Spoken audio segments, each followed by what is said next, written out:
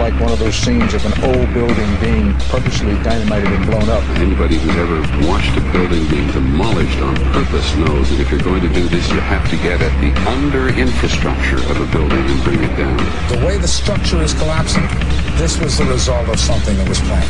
It's not accidental that the first tower just happened to collapse and then the second tower just happened to collapse in exactly the same way. How they accomplished this, we don't know. The building collapsed to dust.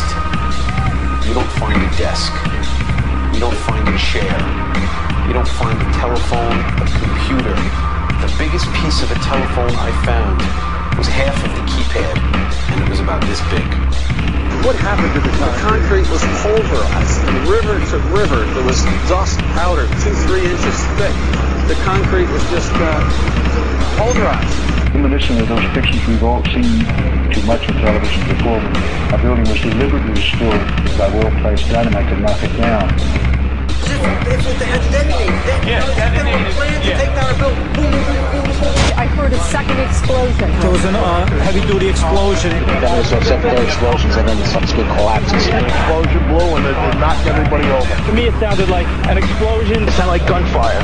Bang, bang, bang, bang, bang. And then all of a sudden, 3 big explosions. We heard a big explosion coming down. And then the entire top of the building just blew up. We saw some kind of explosion. By the force of the explosions. Big explosion. Blew it back up to the 8th floor. Then we get to the lobby with this big explosion. The lobby for Brazil, a bomb had exploded there. A huge explosion now, raining debris. It's been a huge explosion. Huge explosion that we all heard and felt. We just witnessed some kind of follow-up explosion. We heard a very loud blast, an explosion. A secondary explosion at Tower 110. That is another bomb going off. He thinks that there were actually devices that were planted in the building. Planted in the building.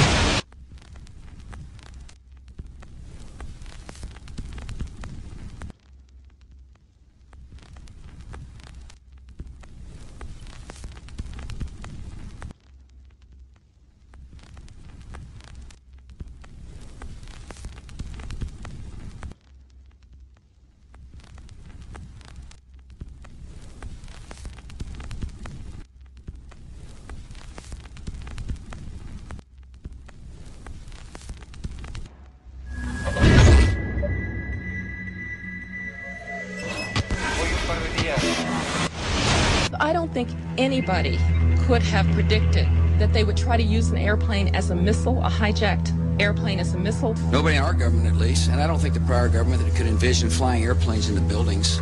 No specific threat involving really domestic operation or involving what happened, obviously, the city's airliner and so. There were no warning signs that I'm aware of. USA Today reports that in the 2 years before the attacks on September the 11th, NORAD conducted exercises using hijacked airliners as weapons. And one target was the World Trade Center.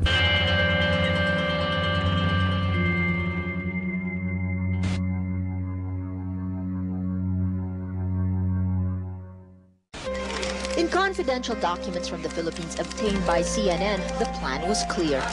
He will board any American commercial aircraft, control its cockpit, and dive it at the CIA headquarters. Other buildings targeted the Pentagon and the World Trade Center. Security and counterterrorism was blinking red, in the words of George Tenet, that the warnings of an imminent attack were so severe that something dramatic should have been done. It was unparalleled. Instead, our president went on a month-long vacation.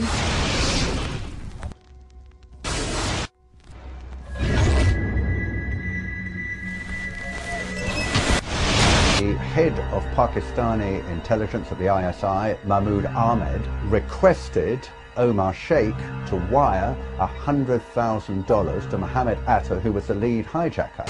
Hijacker Mohammed Atta received wire transfers via Pakistan. The man sending the money to Atta is believed to be Ahmed Umar Saeed Sheikh. Omar Sheikh admitted he was supported by the Pakistan government's intelligence service, the ISI.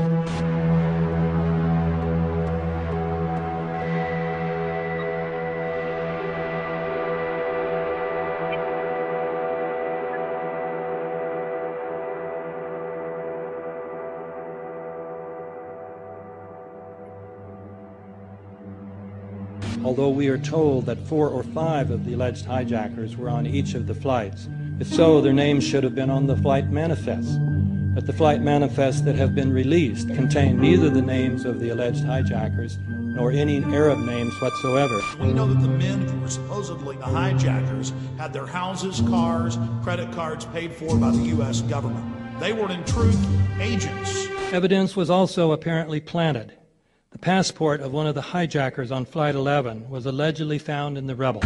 Goes through the fireball, through the side of the plane, and comes down to the ground unscathed. But something happened. For 6 months, they reported they had this passport. Boy, we've got it. We've got the proof. And then the guy stood up and was alive. Several of these 19 men are still alive.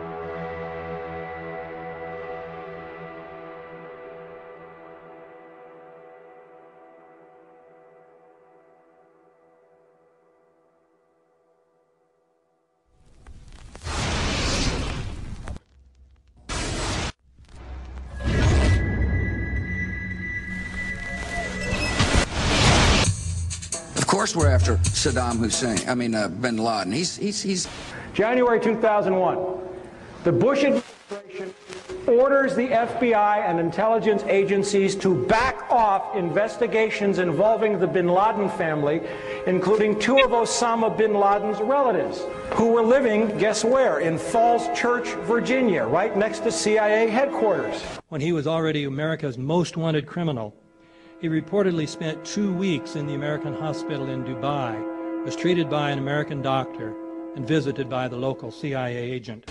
We have not seen one piece of evidence that links Osama bin Laden directly to the planning stages of September 11th. This failure to provide proof was later said to be unnecessary because bin Laden, in a video allegedly found in Afghanistan, admitted responsibility for the attacks.